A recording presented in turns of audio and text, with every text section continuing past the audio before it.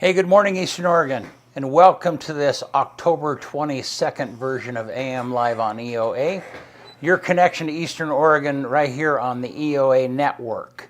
Literally at that URL, EOA.network, you can find access to all of our content. There also is a place where if you want to support us, you can donate, and we appreciate you considering that. And here in just a little bit, we are going to have LeGrand Police Chief Gary Bell with us. Yep. How are you, man? I'm good. Yeah. Second Monday. Yeah.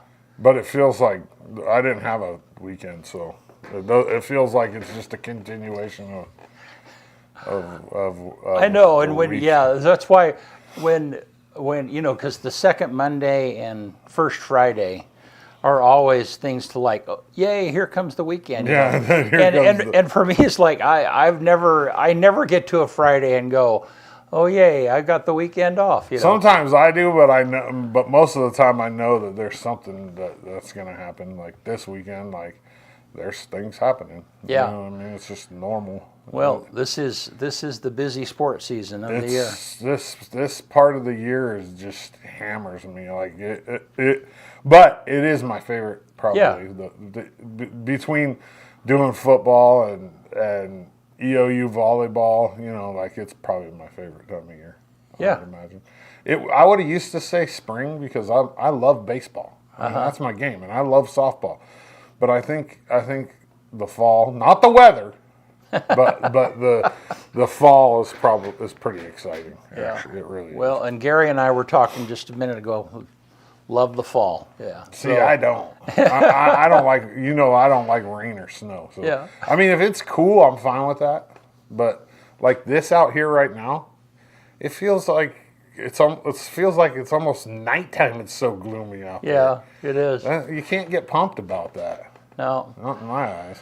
Well, hey, so Nelson Tracy was with us last Thursday, and the premiere was the following night, last Friday.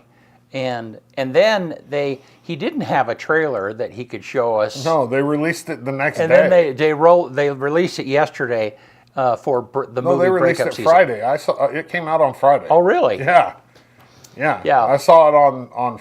I didn't watch it until yesterday, but I saw the press release or whatever saying that they were getting picked up and that they had the trailer and the little clickable YouTube video. Yeah. So roll this trailer. This is fun.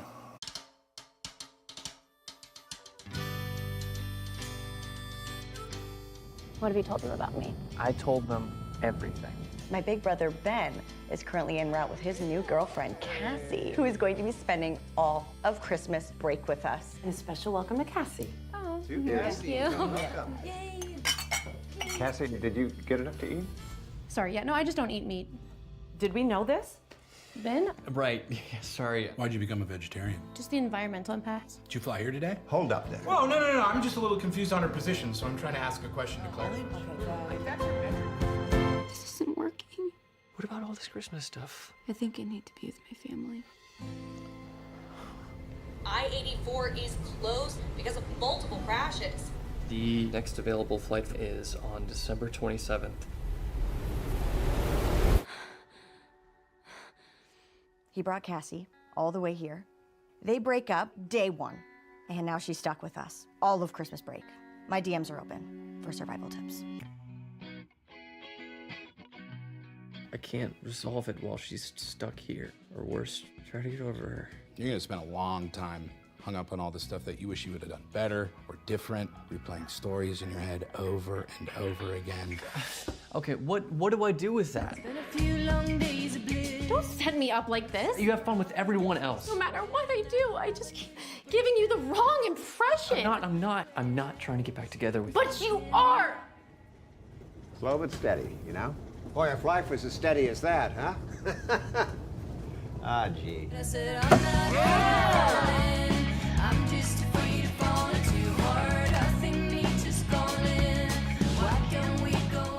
Why do you want to be around somebody who clearly doesn't want to be with you?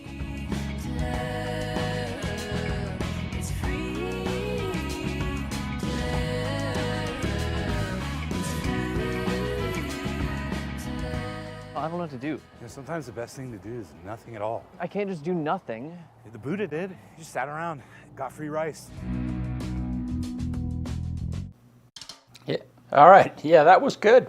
And so then on Saturday, Saturday night, Tanya and I, you could rent that just for that very short window. You could rent that through Eastern Oregon Film Festival, and so we watched the movie. We were busy on Friday night and couldn't go to the premiere, but it was good. I mean, I really enjoyed it. And you always, sometimes when you see an independent film, it seems hokey for lack of a, it just the way that it looks or whatever the case might be, and it was good. I mean, it pulled me in, and it was super fun, And then the other thing, though, on Saturday morning, you took some pictures, and I did some video of the breakup season was inducted into the Oregon Film Trail, which is kind of unique. They have movies that were shot in Oregon. The Goonies is probably the most famous movie that was shot by far in Astoria. Definitely. Yeah. Gabe, you can roll those pictures. Yeah, so roll some of those. So this is the marker. There's a mural downtown right around the corner from Community Connections, and that's where they That's have. probably my favorite picture that I took right there. Yeah. Nelson is just a cool dude. He really is. I didn't know. I had never seen Chandler. Didn't watch Walking Dead, and so I've not seen him anything. He's probably the second most famous person I've ever taken a picture of. Really? Yeah. Ashton Genty at Boise State is the most famous, especially right now. I mean, he's top of the Heisman heap right now. He might win the first Heisman ever at Boise State. Yeah. That was fun though. That was cool that they did that. Yeah. No. I have I was kind of thinking, and I thought about it over the weekend, and I understand it better now that I thought about it. But on Saturday, I'm like, why are they putting this up already? Like, this movie hasn't even hit. You know what I mean? Right. What if it flops? But then I thought about it, and regardless if it flops or not, it's still a piece of, our, right. something we can identify And it with. sounds like the Oregon Film Trail. So this was the 43rd film. So, I mean, if Goonies is the most known film, there's a whole bunch of unknown films that were shot in Oregon, So I don't think the film going big or not is not a measure. It's just but there's been a lot of movies filmed in the Portland area though, like big movies. Yeah. So I wonder if some of those are on there. Well, what Nelson said was that one of the reasons they went ahead and rushed this was because all of the cast was able to be there for the a lot of the cast for the actual presentation of the thing. Was the lead woman there? Yes. No, she was not. She was the only one, right? Right. The mom was there, the brother, the sister. The dad was not there. So the mom and the lead woman weren't there, but everybody else. No, the mom was there. The dad and the lead woman. Correct. Yeah, right. the mom is Brooke Hogan. I know that because it's Hulk Hogan's daughter's name. Oh, really? Yeah. So I was like, Brooke Hogan. When I first saw it, I'm like, she got off of drugs. She's doing good. She's acting, and it's not the same. It's not the same. Not the same Hogan. No. Yeah. So no, it's pretty cool though. Yeah. All right. Hey, you want to do sports? Yeah, TJ. Good morning. It has been a minute. Yeah, go ahead, roll it, Gabe. AM Sports Report brought to you by Northwest Furniture and Mattress. The only thing sweeter than candy hearts on the sweetest day is cozying up in a Stearns & Foster mattress. Visit Northwest Furniture and Mattress and fall in love with the handcrafted comfort and timeless design of Stearns & Foster. That's kind of early. Like, it's only October. But, I guess there's a couple of holidays in between now and Valentine's Day. Homecoming week for the Tigers. The LHS volleyball team beat Baker last Thursday in a 5-set throw, 3-2. They host Ontario tonight at 6 o'clock. First senior night. So congratulations to those seniors. LHS girls beat Ontario on Thursday 8-0. Both girls and boys soccer have their senior night tonight as well.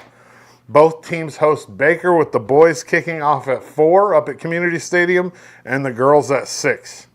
LHS football with a dominant win on Friday night versus visiting Burns.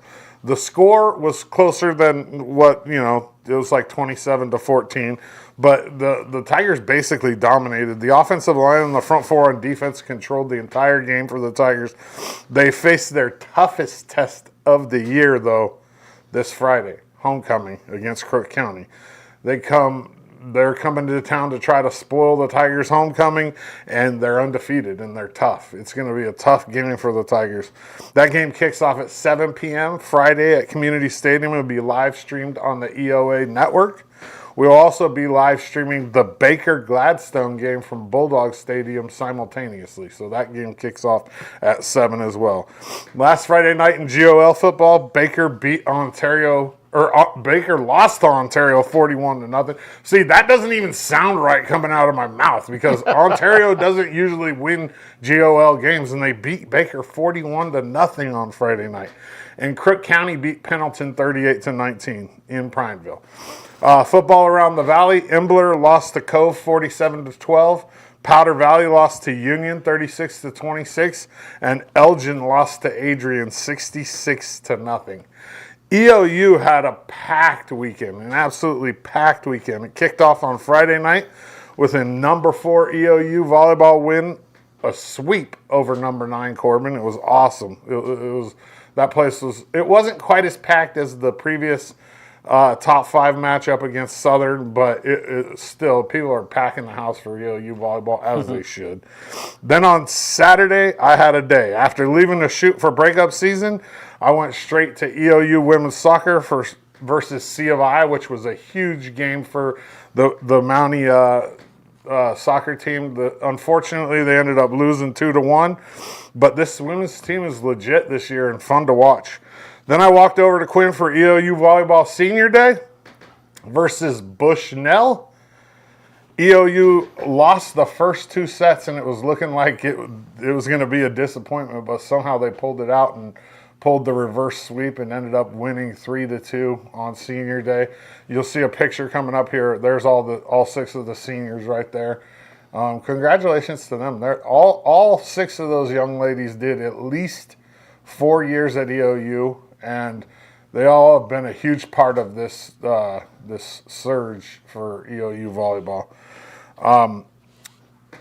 For her efforts over the weekend, junior Kiana Mack was named the CCC Defender of the Week.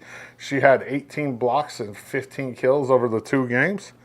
Then I went back out to Community Stadium for the CCC Game of the Week. EOU men's soccer hosting college.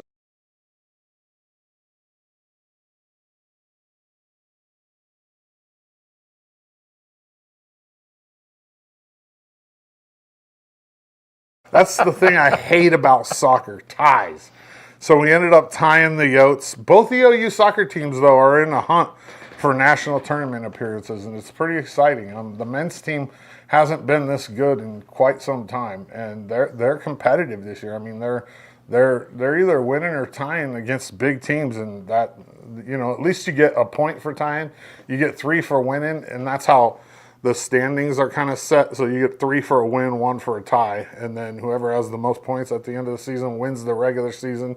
And then they do a tournament with 6 teams. The top 2 teams get a bye, and then the next 4 play, and it's bracket style tournament for the CCC tournament. So if EOU were to get second during the regular season and play in the championship, and the team they play in the championship was the season winner of the regular season, even if they lost the tournament championship, they would get in, because in the CCC, the way they work the conference tournaments is if the team that won the regular season also wins the tournament, the team that got second in the tournament makes the national tournament. So we got it. I mean, we have a good chance on both sides. After soccer, it was right back into Quinn for EOU men's and women's wrestling, that annual blue and gold. Man, that day was a long day. that started out with breakup season and ended at about 9 o'clock right here with EOU men's and women's wrestling. It was just an inter squad. It's what they do every year to kind of preview. Next week, I'll have a preview show for wrestling featuring interviews with the coaches and a couple of the athletes. EOU football went on the road and played a tough game in Helena versus Carroll, ultimately snapping their 3-game win streak, losing 24-19. Senior quarterback Quincy Glasper continued his all-conference season he's got to be all-conference as of right now. He had 300 through the air and a touchdown and 99 yards on the ground. EOU men's and women's cross country had a strong showing at the Linfield George Oja Invite. The men finished third out of 23 teams and were named the CCC Team of the Week. And then senior Justin Ash finished 10th overall and was named the CCC Runner of the Week. So at the end of the Saturday, my weekend culminated on Sunday, taking pics at one of my favorite sports, EOU softball. They hosted scrimmages versus Treasure Valley Community College. They played 3 games overall. I only stayed for 2 of them. They looked good. This EOU softball team hopes to get back to the national tournament. I'm sure they're going to start the season ranked in the top 25.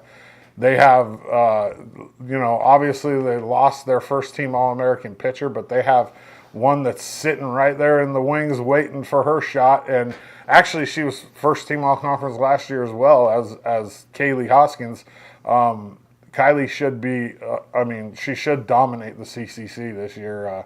If she pitches anything like she did last year, I look for the Mounties to make a run at winning the CCC and definitely making the national tournament. I'll have the weekend schedules for EOU Athletics on Thursday. AM Sports Report brought to you by Northwest Furniture and Mattress, Big Red Rocking Chair on Elm, off Adams in LeGrand. Whew. All right. A lot of stuff. Yeah. Busy weekend. There's a lot of stuff in there. All right, well, hey, let's look outside. It's got that gloomy fall day a little bit. And it's actually brightened up in the last hour. I mean, at about 6:30, it looked like doom outside. Yeah. It's brightened up quite a bit. And then let's look at the weather. What's the weather supposed to be? It's, I think, up to 55 today. A little bit of chance of rain. And then tomorrow, kind of the same. Up to 50 tomorrow, 20% chance of rain. Thursday and Friday it goes down a little bit. But anyhow, I think we're in the middle of the fall rainy season, just waiting to turn cold and turn to snow. Yeah. So, You know, I keep thinking about the other day when we went and picked up those speakers and the people had the weed growing in their backyard. Yeah. Like, 20 years ago, that's unheard of, right? Like, Right. You don't just get out of the car and smell weed. But the crazy thing is how have they not harvested that yet? Do they not know how to farm? Well, maybe they have. How had they not harvested Right. it on, when did we go? Thursday or whatever? I don't know. That's that's a world that I'm not familiar with. Well, it's just like gardening, BC. Your garden's done by this time of year usually, unless you have sometimes potatoes or whatever. But when it comes to like green plants like that you have to harvest, you want to get them out before the first freeze, and it's already froze one night. It's crazy, man. I don't know. Maybe they're amateurs, gardeners. But hey, the world is different than what it was. It's so different. Yeah. Yeah, that is unheard. If that happens 20 years ago, you're like, whoa, and now it's just like, Yeah, I wonder if Gary knows about that. It's legal. Yeah, I know. I'm just saying 10 years ago, 15 years ago. Yeah. So, all right. Well, hey, talking about Chief Bell, he will be with us right after this. Here in Eastern Oregon, we're blessed to live in such a wonderful area. And though it may seem mild-mannered, there's actually quite a lot that goes on in this area. And apparently, there's 2 dinguses who happen to be here that are actually crazy enough to get up at the crack of dawn to talk about it. Tune into AM Live on EOA with Brent and Dodsey, featuring special guests, weather, sports, news, and more, every Tuesday and Thursday at 8 a.m., only on EOA Live, your connection to Eastern Oregon, now on Roku.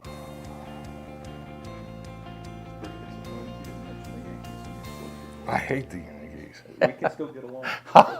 All right.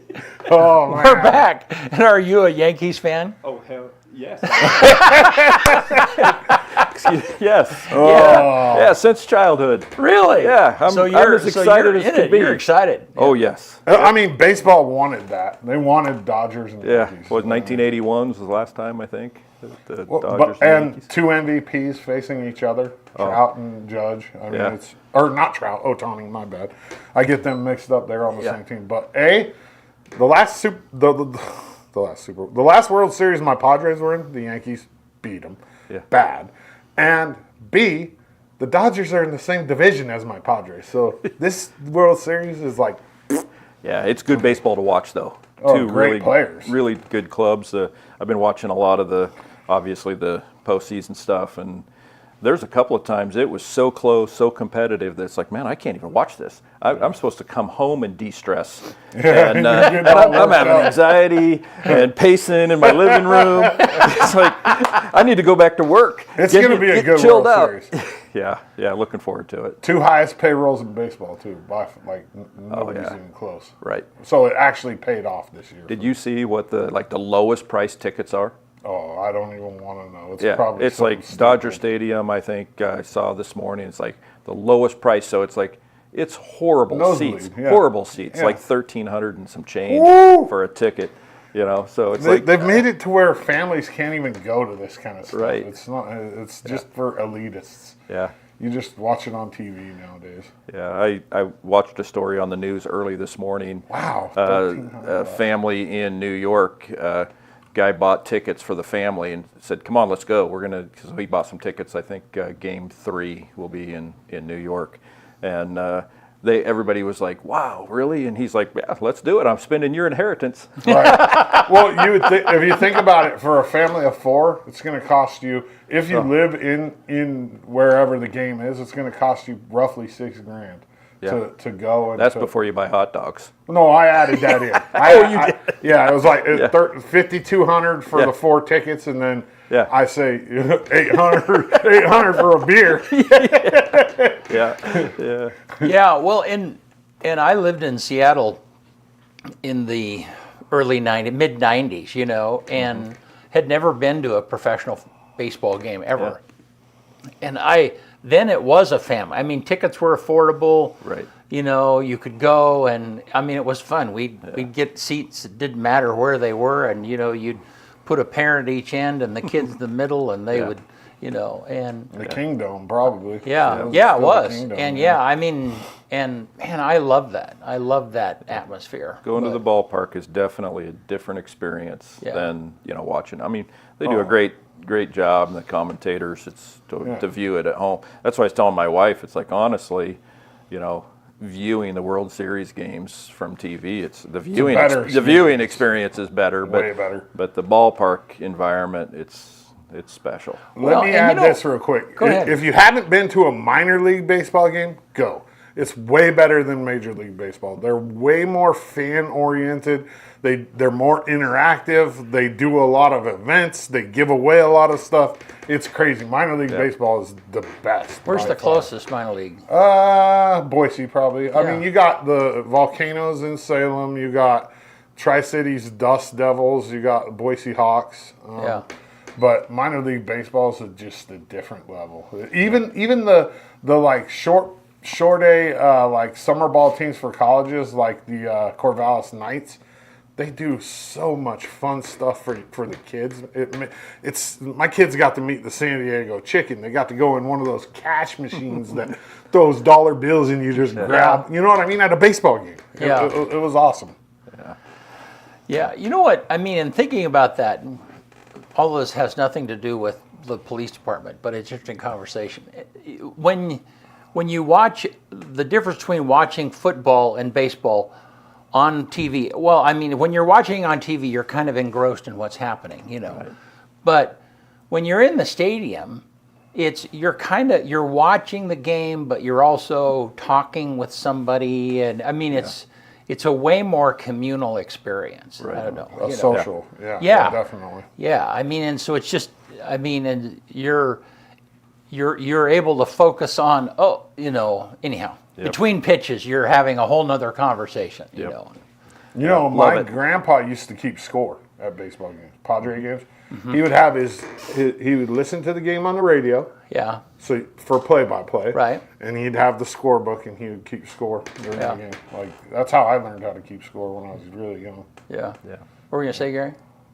Nothing. Just, yeah, it's a lot of fun. Yeah, for sure. All right. Well, hey, so let's, how's it going? Fantastic. What's going on? Yeah. Yeah, there's lots going on. Man, we've been very busy at the police department. Yeah. You know, calls for service, we're up about 11% this same time over last year. Wow. Really? Yeah. So we never forget our dispatchers, because every call for service that the police officers get, that goes to the dispatchers first. But and that's pretty significant, because that represents 900 to 1,000 calls for service. So you think about, that requires a police officer doing some stuff. Right. And so yeah, very busy, and lots of training going on. We have some community events that we're going to be participating in coming up.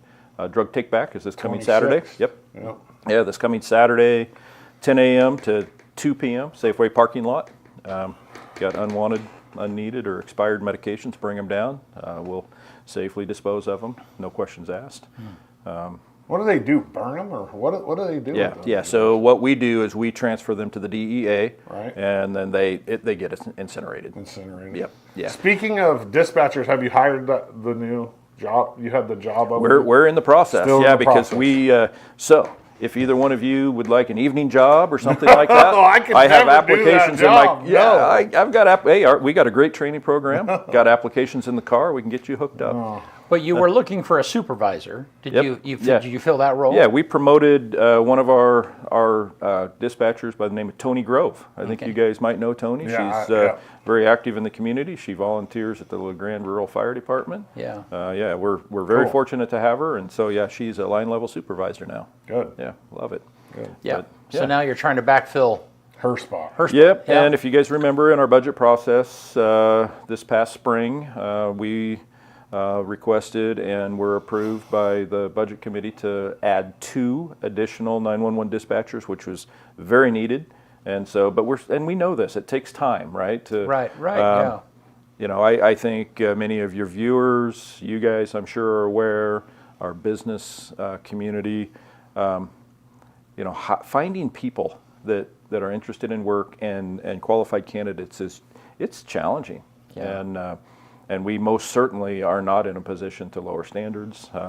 We got to get the right people. Yeah. And so it just takes time, but we're definitely working on it. Yeah. Cool. So now how have you been, if you're adding 2, how have you been covering that? Have been people working overtime and stuff? Or? Yeah, and our Rhonda Griffin is our communications manager. So I think I've mentioned before that the police department is broken into 2 divisions. Yeah, she's the Jason Hayes. Yep, of the Lieutenant Jason Hayes communications. oversees the operations division. Rhonda Griffin oversees, so they're counterparts, but she oversees the communications division, which includes the 911 dispatch center.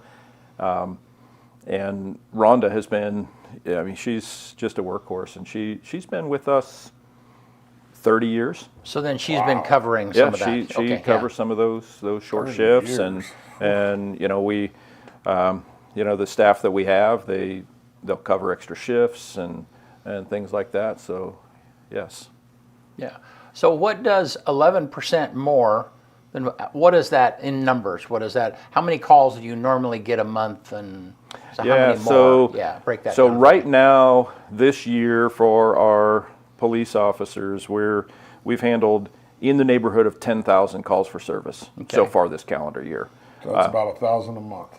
Yep. Or roughly. Yep. In that neighborhood, right? And so, like I said, going from memory, and I look at this stuff regularly, we're between 900 and 1,000 calls for service more at this time this year, so the end of September, than we were at the end of September 2023. So that's roughly about 3 to 4 calls more a day. Right. Yeah. If you break it down math-wise. Yeah, but it's important to note that some might, it's like, well, 3 or 4 calls. It's like, well, that could be a call for service that requires an officer's attention for hours, and writing reports, and not every call for service by any by any means, but when you look at the fact that we are, 10 to 11%, that's quite a change from last year. Yeah. And so we're about 10,000. The dispatch center typically handles anywhere from 26 to 28,000 calls for service in a calendar year, and we're up in there about 7.5%. So Union County emergency dude, Nick Vora, was here last week. Yeah. And one of the things he talked about is that, hey, if you're in a remote place, and you only have enough battery to make one call, whether it's super urgent or not. This sounds like a riddle. Yeah, you probably should call. You probably should call. And he was explaining. Talk about that. The advantages, like at least from that one call, even if it's not urgent, you can determine where someone. Right. Yeah, so with the technology that we have in the 911 center now, it's an. I don't want to mislead people to suggest, because it is not foolproof. I mean, there's times, based upon the signal and things like that, but we have location services, so we very likely will be able to identify, through GPS coordinates, where that call was made from, and it's not, absolutely precise, but it certainly, gets us in the right area, and that's really meaningful to. Nick and his team of search and rescue volunteers, because if they need to, sometimes somebody might be missing, right? They're overdue from like a hiking or a hunting or camping trip or something. Well, if they didn't tell somebody where they were going, Union County, where do you start? Right. You have to have an idea of where to start looking. Well, and he was saying how that sometimes people will call their friends. Right. Or a family member, and then the family member will end up calling 911. And that doesn't help. No, it helps. Don't get me wrong, but in terms of that, locating them, those coordinates that we may potentially be able to gain from the 911 call.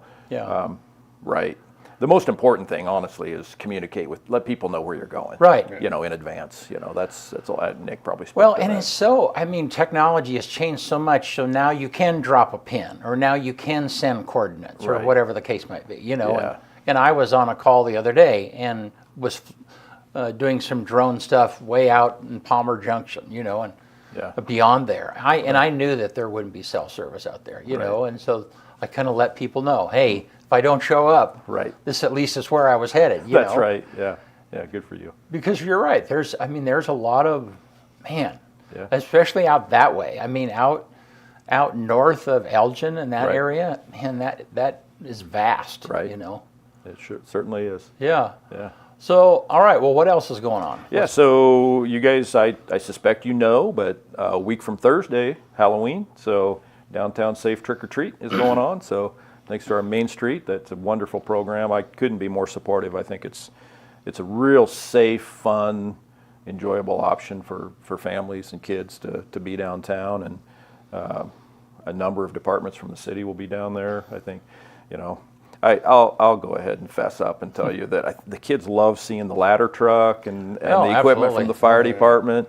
But our team from Public Works, they do a great job because they bring some trucks and some equipment down. I think that the kids will enjoy seeing, and so looking forward to that too. Hopefully we'll have good weather. Yeah, well, and that's I served on Main Street for a number of years, and that's probably the most people in a shortest period of time all year. Right. I get down there. I think I've only missed it just a couple of times. But I just really enjoy seeing the kids, and their costumes, and a lot of families dress up too. I think it's really fun event. I took pictures a couple of years ago, or maybe last year, and there was a lot of families with like matching, not matching, but what's the word? I'm having costume, a brain fart. Like themed costumes. Yeah, there you go. Right. Themed. Yeah. Right. Yeah. It's cool. It's a neat event for sure. Yeah. And then we're working on Shop with a Cop for. I know it's. Gosh, I know, right? But you go to the store and you can see the Christmas stuff already. But we, these things that we participate in, you guys know, it takes there's a lot of effort, in the workup, and it's a lot easier to do if you do it in advance rather than wait until the last second. Lieutenant Hayes, many people already are aware, but he has been the driving force behind that program for a very, very long time. Yeah. And so I can't remember what date it is but we've identified a date, but right off the top of my head, I can't remember, but we'll do Shop with a Cop in December, and what a wonderful program, both for kids, families, and the volunteers, the police officers and deputies and troopers involved. I mean, it's meaningful to us too. Yeah, and so then right around the, then we have the Christmas parade, which is on Thanksgiving weekend this year. Right. And then Veterans Day parade's coming up. That's right. Yep. A lot of things going on. And before we know it, though, it's going to be New Year's Eve downtown. Ball drop. Yeah. 2025. I know. And last year, I mean, I think we talked about this, but a little bit of police presence this year might be helpful. Yeah. But I have a question leading up to that. Sure. And so when you add, clearly you have normal patrols. When you add, when you were to, if you were to add somebody to that event just to show up or whatever the case might be, do you have to, is that over? How does that work? Right. Do you have to, is that part of your budget? Is like, well, we got to, Right. Yeah, tell me how that functions for you. Yeah, sure. We have our normal schedule, which provides for police protection 24 hours a day, and that is handled by way of shifts. Mm-hmm. So the police officers work 12-hour shifts. We have 2 shifts a day. They work from 6 a.m. to 6 p.m., and the night shift comes on at 6 p.m. and works till 6 a.m. And so things like that, just as an example, New Year's Eve, oftentimes we will add additional officers on nights like that, mm-hmm. Just as a measure of, safety, because we're also looking for people that have been drinking too much and driving. We know events like that, and believe it or not, some people may not realize, but Super Bowl Sunday is often a day where there's a lot of people that are drinking, mm-hmm. And we get calls for service. And holidays, oftentimes we get people together, families and stuff, and we have an uptick in domestic violence calls. But yes, the way that we do that, it's overtime. Mm-hmm. We'll put it out in advance for officers who want to volunteer. If we don't get volunteers, which we typically do, we rarely have to, just assign order somebody to have to work that. But yes, we are budgeted for that,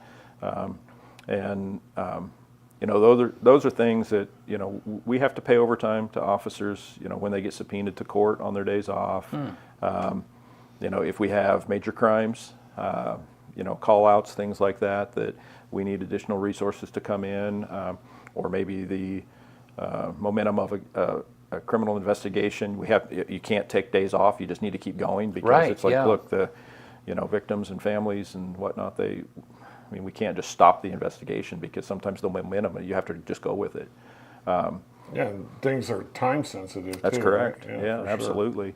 Sure. And then sometimes we will we have to compensate officers with overtime to facilitate training. As an example, here recently, early in October, we hosted some use of force training that DPSSD came out and taught, but that's really critical information and training material for our officers. And so in order to do that, we have to, some people have to come in on their days off and accomplish that. So, but yeah. So what else? What is maybe something that people might not know? Like they, mm-hmm. just because it doesn't occur to them, and that's kind of a open question a little bit, but is there anything that comes to your mind that, like a lot of people don't know that, or it never, because when you have a system like that, and I remember, not too long ago when I was in your office and we were doing some promotion for 911 and stuff, and just the visual aspects of everything, there's a lot of things like, oh, Right. Yeah, yeah. Yeah, that's a big question. I Brett, know, yeah. But let's do it. Yeah. Here's something that maybe a lot of people might not know, and that is that there's always stuff going on at the police department, and the truth is, if we're doing our job and we are accomplishing our mission the way that we strive to, a lot of times people in the community, and rightfully so, are naive to some of the things that actually are going on in our community, maybe unaware of how busy we are on night shift and some of the activities that our officers get engaged in. It's just part of, I think the larger umbrella of what makes a community work. And public safety is one of those. And, we, expend resources as a community and as taxpayers in order to, have a resource like this so that we can feel safe, and not only feel, but be safe in our community. So the next morning when the community wakes up and the kids are getting ready to go to school and things like that, we've kept a lid on it, Right.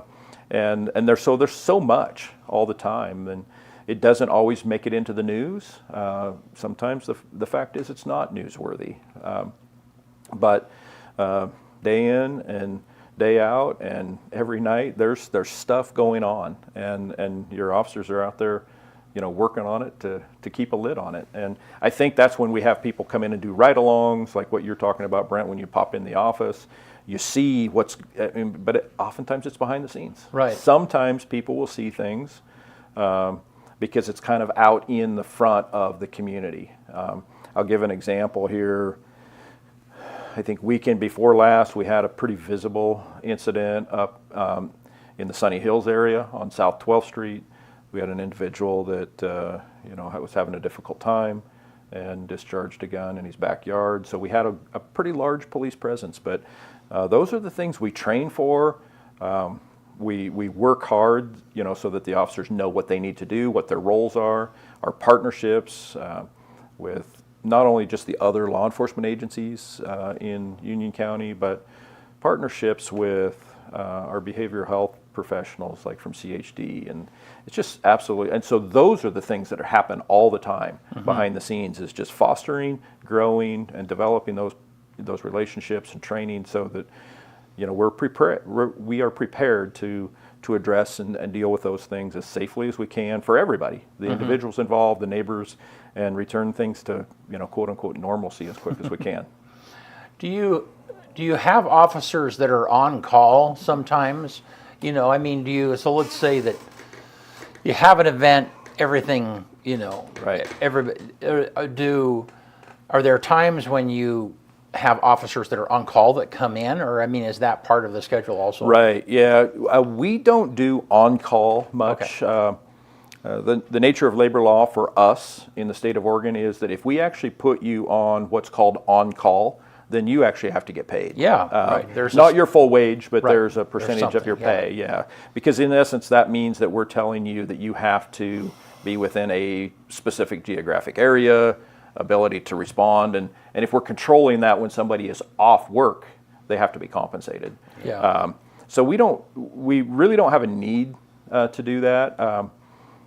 There's a lot of those rules that don't apply to Lieutenant Hayes and I. I was going to say, that's what you and Jason are for. Yep. Yeah.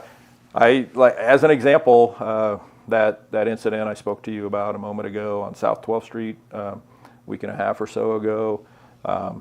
Lieutenant Hayes, we have a process established in policy for notification. So when something happens, then typically I get the call from Lieutenant Hayes. So it's the chain of command. Right. And so Lieutenant Hayes was actually out of the county with his family on that particular day. And as it would have been, probably both of us would have responded. But it was, I think it was a Sunday. And, I put my appropriate clothing on, maybe took some Yankees clothes off or something, and off to work I went, Yeah. and I don't get overtime. So I just, whatever it takes to get the job done, that's what Gary gets paid. I get paid the same no matter what. Wow. But I'm happy to do it, and sometimes I think it's interesting maybe to share that we have, there was a sergeant on scene, one of our sergeants that was doing a fantastic job. He knew what needed to be done.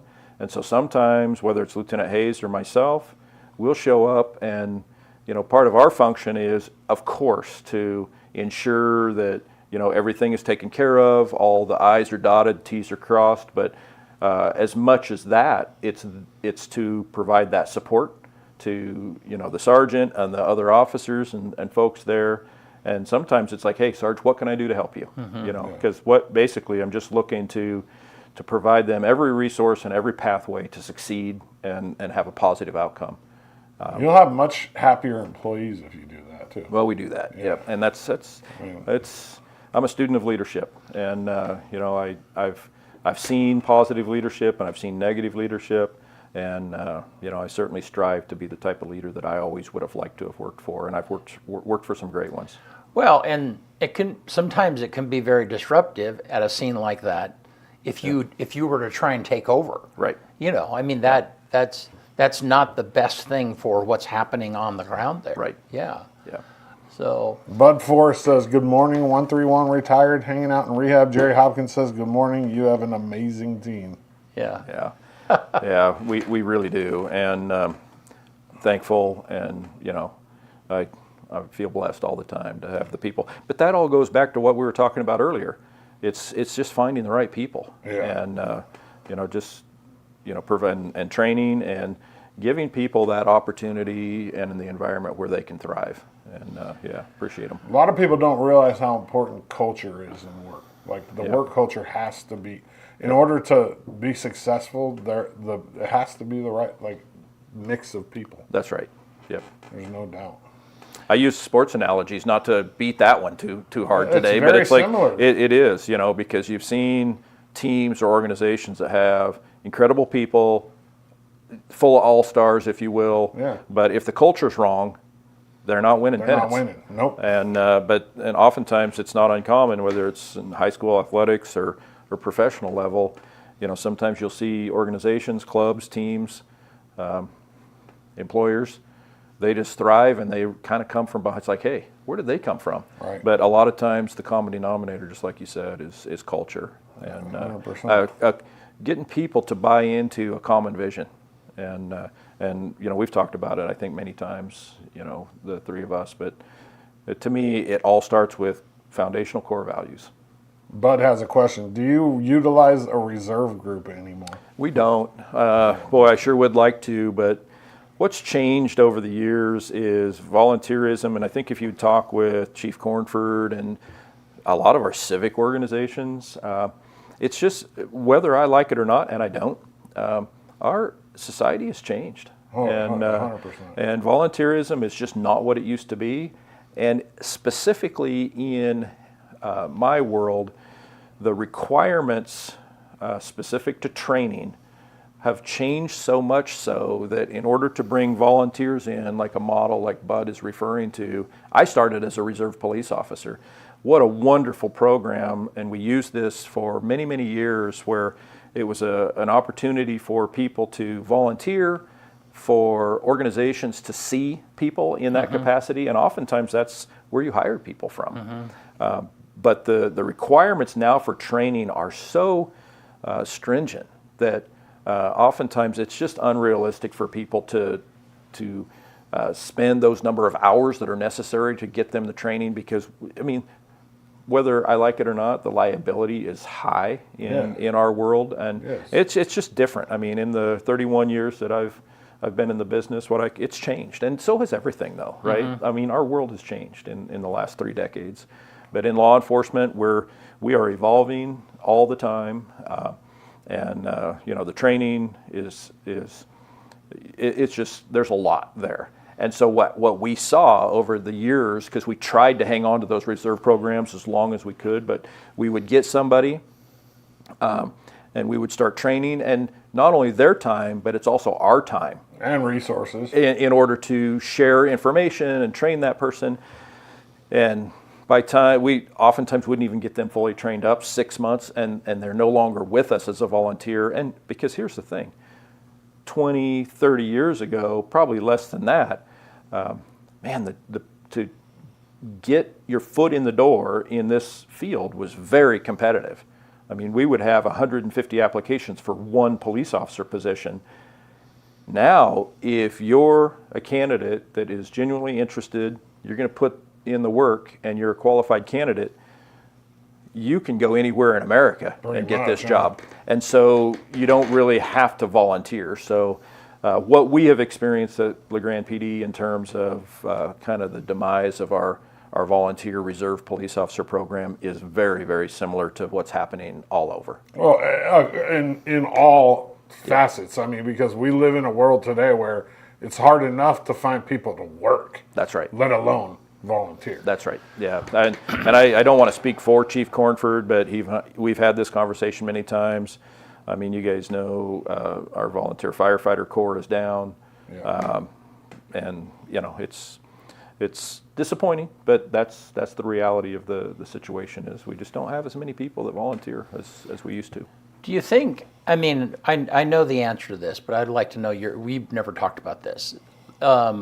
So during the whole defund police mess a few years ago, and I mean, and then it became it's never been a popular thing to be an officer or a cop, but certainly there had to have been a lot of people that were like, a lot of officers that took early retirement or chose another occupation because it was just too complicated, too difficult. I mean, Right. did you, and I guess the question is has that created more openings now that, you know, and so then there are less candidates just because there are more opportunity, there's more openings. Well, without any doubt. Yeah. Absolutely, without any doubt.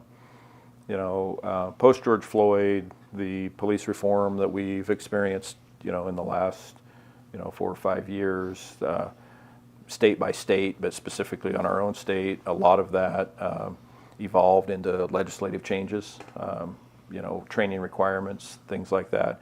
I will offer some of it's good, and I think most of us that have spent a majority of our life in this career field, we accepted and signed on to the idea a very long time ago about the continual evolution and professionalization of both ourselves and our organizations as an industry.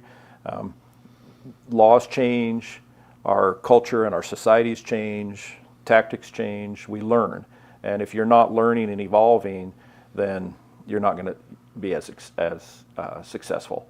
But yes, in some communities it was much, much worse than others. When people, because we're talking about human beings that are inside the uniform, and when they don't feel appreciated, they don't feel like they're going to, if they're doing their job right, they feel like they're just going to be thrown under the bus, if they make a decision and an outcome. Maybe the outcome isn't even wrong. Maybe the outcome just isn't palatable within the community.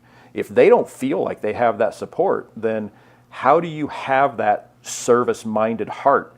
So, yes, many police officers around the nation, if they were at that point where they're eligible for retirement, it's time to move on. Yeah. And sometimes it wasn't because they wanted to leave the career, but they just kind of felt like this relationship is not working out anymore. Right. And so that there was a lot of turnover, and then at the same time, that doesn't necessarily generate, coast to coast, but even within our own state, our own communities, that doesn't necessarily generate that fervor amongst people who are looking to enter a career field. That's like, because you do have to question yourself, why would somebody want to be a police officer? If they see every time they walk through, the living room and the news is on, or in some print, they see, police officers or public servants being hated upon. Right.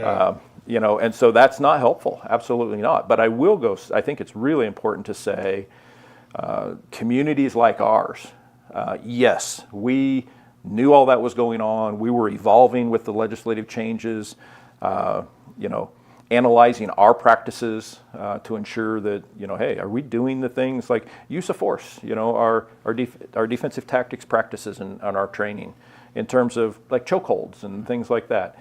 just analyzing to make sure that we are within keeping of best practices.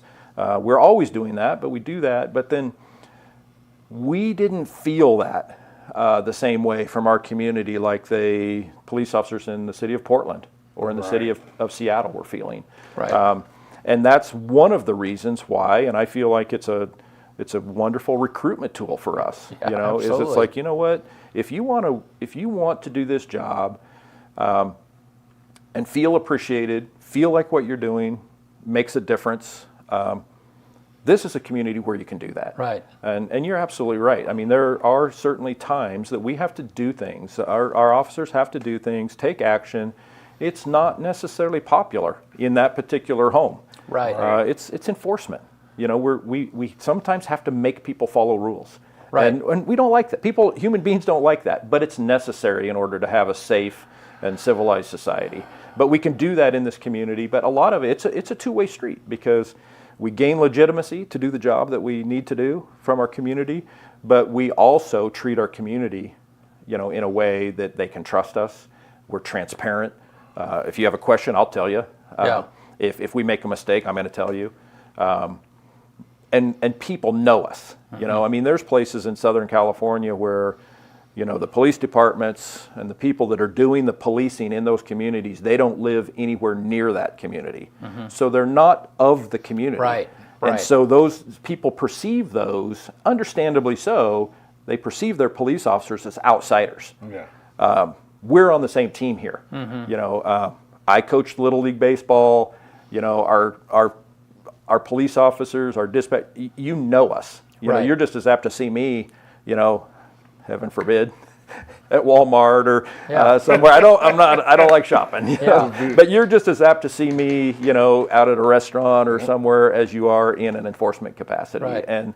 And you know, I have lived in this city for as long as I've been working in this capacity, and my kids went to school here, so that matters. You know, people know us. That's correct. Yeah, yep. for sure. Yeah. I know, like, you know, like generally people get nervous around cops, right? Even if you've done nothing wrong, you know that. Right. You know, you're driving down the road, all of a sudden there's a cop behind you. Yeah, and you you're mean like, oh, you don't think I touch You the know, brakes like- when I'm driving to Boise and I see here's a the state thing. trooper? Here, I don't. Right. I don't. Like, but if I went to Portland, Yeah. that feeling would Right. automatically happen. But in LeGrand, and it's not because I know all of the police. I don't know a lot of your guys. I really don't. I know a lot of the county guys, but I don't know a lot of the LeGrand guys, and I still don't get that feeling here. Right. I really don't. Why? Because I trust you guys. There you go. 100%. Yeah. Like, I know, even if I screwed up and I had to have police intervention, I know that you guys would treat me with respect. Right. I just know. And I know you guys have heard me say it, and I always preface, but I mean it, and our folks at the PD know that this is something that's super important to me. It's one of our core values. Is you treat people the way that you would want to be treated, or the way that you would want your family to be treated. Absolutely. And if you do that, and it's not just words, that's the way you actually interact with people. You know, that doesn't mean that we won't use force against somebody if it's necessary. If somebody resists arrest and we have to use a reasonable amount of force to get the job done. But if that was my brother and he was acting out of pocket and inappropriate, and police officer somewhere had to, it's like, I would tell him, it's like, you knothead, it's your fault. Stop it. But we treat people with respect and dignity and the way that they deserve to be treated, and it matters. Yeah, it really does. Right. It really does. Yeah. Well, man, we appreciate what it is that you do. I had one more question, but it has escaped me. Right. Yeah. Yeah. No, we always appreciate your presence and what it is. I know what I was going to say. Is that, yeah. And so with all of that stuff of the police force leaving, it seems like, you know, Portland lost a third of their police force or something like that. I mean, and so then you see this wave of crime. Not here, but you see that. I mean, that's the conversation is like, and I'm like, well, duh. What did you think was going to happen? I mean, if you have less enforcement, either by design or because people are leaving the field, don't you think that there are criminals out there that are going to take advantage of that, and crime is going to go up? And so, so now that's the conversation that's happening. Is people are crying out like, well, there's So yeah, I mean, it's a good question, Brent. I'm not sure if I'm going to hit it exactly what you were looking for, but what I will tell you is that, look, I've been a student of criminal justice and law enforcement practices in America since I was in college, and I put into play and into my thought processes in what we're doing at the police department more from my days studying criminal justice in college now than I did, when I was a street police officer for many years. But it can be hotly debated, and oftentimes it's politicized. But I am a firm believer that the form of law enforcement and justice that we have in America, that people respond to consequence. I firmly believe that, and that's not just my textbook response. That's from 30 years of experience in seeing how people respond. So yes, if there's a lack of police presence, which oftentimes that's proactive policing, so that people, I believe that can act as a deterrence to people engaging in, not always, but I think there are some things that people will do within our society that if they see police or they see a presence of structure or consequence, that they may choose not to do those acts. Absolutely. I will offer to you, as an example, okay, if you're on the freeway and you see state troopers every so again, then you're likely probably not going to set your cruise control as high as you might if you just never see a state trooper on the freeway. Going 4 miles an hour over if you see cops, and you're going probably 10 or 12 if you don't. But the same thing applies to, when we're doing police work in a municipality like ours, if people, are out and about at 2 or 3 o'clock in the morning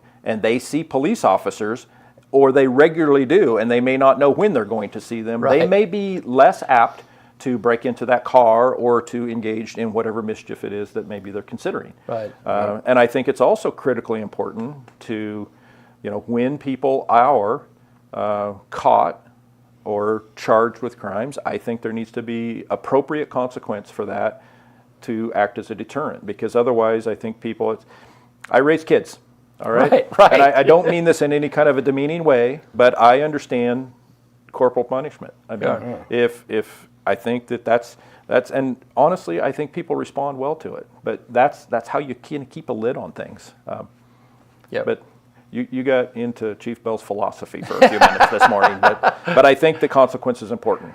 No, but and anybody who's ever had kids know that kids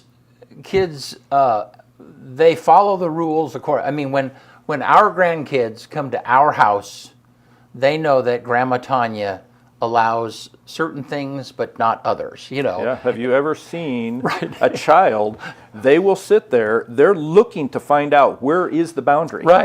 And grown-ups will do the same thing. Absolutely.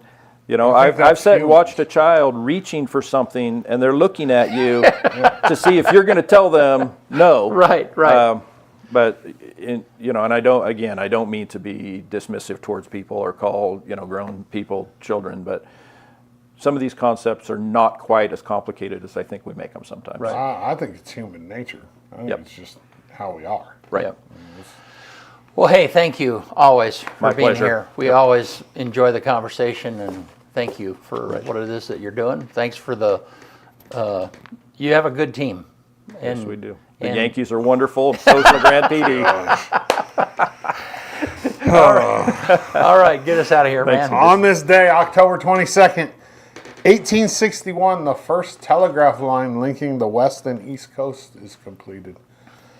1879, on this day, Thomas Edison perfects the carbonized cotton filament light bulb. 1897, on this day, the world's first car dealership opens in London. 1962, U.S. President John F. Kennedy makes a live television address about Soviet missile bases in Cuba and imposes a naval blockade on Cuba, beginning the Cuban Missile Crisis. 1981 on this day, the U.S. debt tops $1 trillion. $1 trillion in 1981 was a lot of money. 2008 on this day, Google Play is launched. It's the official app store for the Android operating system. And then 2021 on this day, Australian city of Melbourne, which was the world's most locked down city during COVID, exits its 6th lockdown after a total of 260 days. In its 6th lockdown. Could you imagine? I have a friend that lives in Australia, and they were miserable. He hangs drywall, and he travels for work, and you couldn't go anywhere. Like the people in Australia were miserable. The number one movie in America on this day in 2004 was The Grudge. I think that was Sarah Michelle Gellar in that movie. And then the quote of the day comes from Steve Jobs. The only way to do great work is to love what you do. One more time. The only way to do great work is to love what you do. All right. Yeah. Hey, thank you for being with us. Yep. Yeah, appreciate you as always. Yep. Thank you, guys. We'll see you all right here on Thursday.